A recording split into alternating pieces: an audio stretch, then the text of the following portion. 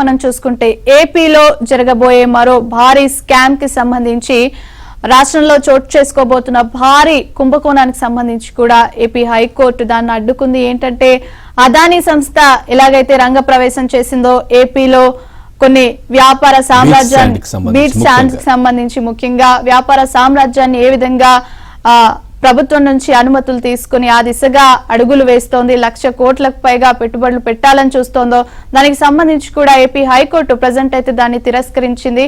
So ఈ విధంగా అయితే న్యాయస్థానం ఇన్వాల్వ్ అయింది. రైట్, చూస్తే రాష్ట్రంలో చోటు చేసుకోబోతున్న మరో భారీ దోపిడీకి హైకోర్టు చెక్ పెట్టింది. ప్రభుత్వ పెద్దలకు అస్మదీయుడైన ప్రముఖ పారిశ్రామికవేత్త అదానీకి బీచ్ శాండ్ కాంట్రాక్ట్ ఇవ్వడానికి సంకల్పించిన వ్యూహాన్ని న్యాయస్థానం ప్రస్తుతానికి అడ్డుకుంది. బీచ్ శాండ్ టెండర్ల ఖరారును నిలిపివేస్తూ హైకోర్టు నిన్న ఉత్తర్వులు ఇచ్చింది. దీంతో ఈ విషయంపై అధికారుల్లో అయోమయం నెలకొంది.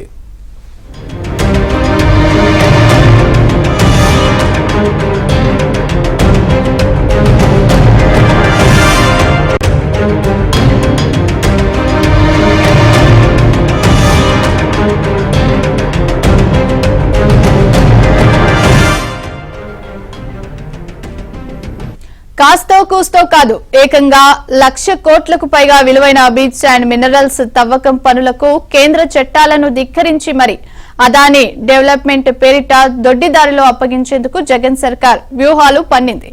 ఈ విషయాన్ని ఆంధ్రజ్యోతి ఇదివరకే వెలుగులోకి తెచ్చింది. అయితే ఇవేవి పట్టించుకోని ప్రభుత్వం తన ఇష్టానుసారంగా టెండర్లు పిలిచింది. అస్మదీయ అదానీ కంపెనీ సహా మరో 2 ప్రైవేటు సంస్థలు బిడ్డింగ్ లో పాల్గొన్నాయి.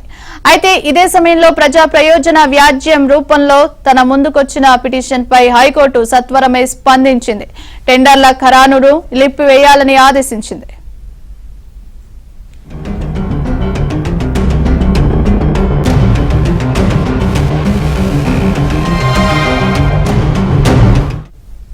ఈ వ్యవహారంపై కౌంటర్ దాఖలు చేయాలని ప్రతివాదులుగా ఉన్న కేంద్ర గనుల శాఖ కార్యదర్శి, కేంద్ర పర్యావరణ అటవీ మంత్రిత్వ శాఖ కార్యదర్శి, అనుధార్మిక మంత్రిత్వ శాఖ కార్యదర్శి, AP coastal zone management authority member secretary, రాష్ట్ర మైనింగ్ శాఖ కార్యదర్శి, ఏపీఎండీసీ సీఎండీకి నోటీసులు జారీ చేసింది.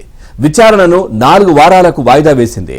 ఈ మేరకు హైకోర్టు ప్రధాన న్యాయమూర్తి justice Dheeraj Singh Thakur, justice R Raghunandan రావుతో కూడిన ధర్మాసనం నిన్న మధ్యంతర ఉత్తర్వులు జారీ చేసింది.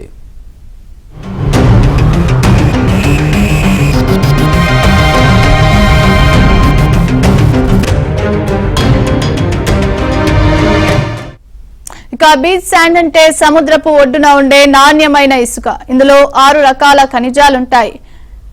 ఇలిమినైట్, rutile, zircon, garnet, monazite, sillimanite వీటిని సాంకేతికంగా హై మినరల్స్ గా పరిగణిస్తూ ఉంటారు. ప్రపంచవ్యాప్తంగా వీటికి డిమాండ్ కూడా చాలా ఎక్కువగా ఉంది.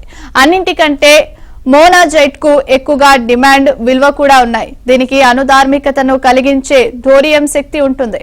థోరియంను అణు విద్యుత్ కోసం, ఇతర అణుధార్మిక శక్తుల సృష్టికి ఉపయోగిస్తారు. ఇంకా అణుబాంబు తయారీలోనూ ఇది కీలక పాత్ర పోషిస్తోంది. సో ఇదే విషయానికి సంబంధించి మరింత సమాచారాన్ని మా ఏపీ బ్యూరో చీఫ్ రామారావు అందిస్తారు. Good morning Ramarao. అదానీ సంస్థకు కట్టబెట్టాలని చూసిన ఏపీ ప్రభుత్వం బీచ్ శాండ్ మైనింగ్ కి సంబంధించి ఏపీ హైకోర్టు అయితే అడ్డుకట్ట వేసింది. సో దీనికి సంబంధించిన అప్డేట్స్ ఏంటి? Priyanka, very good morning.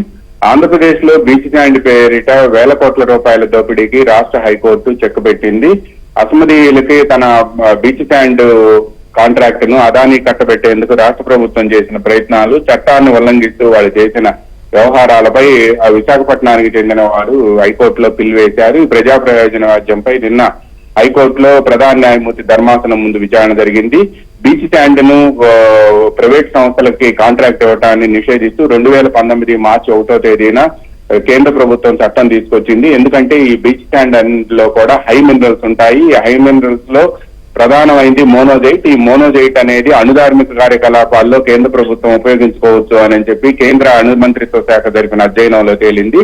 దీంతో ఈ బీచ్ శాండ్ కి సంబంధించి కేంద్ర రాష్ట్ర ప్రభుత్వ సంస్థలు మినహా వేరే సంస్థలు, ప్రైవేట్ సంస్థలు అక్కడ తవ్వకాలు జరిపేందుకు గానీ లేకపోతే కాంట్రాక్ట్ చేసేందుకు గానీ వీల్లేదు అని చెప్పి కేంద్ర ప్రభుత్వం 2019 మార్చి 1వ తేదీన తీసుకొచ్చిన చట్టానికి అనుగుణంగా రాష్ట్ర ప్రభుత్వం కూడా కొన్ని మార్గదర్శక సూత్రాలు జారీ చేసింది.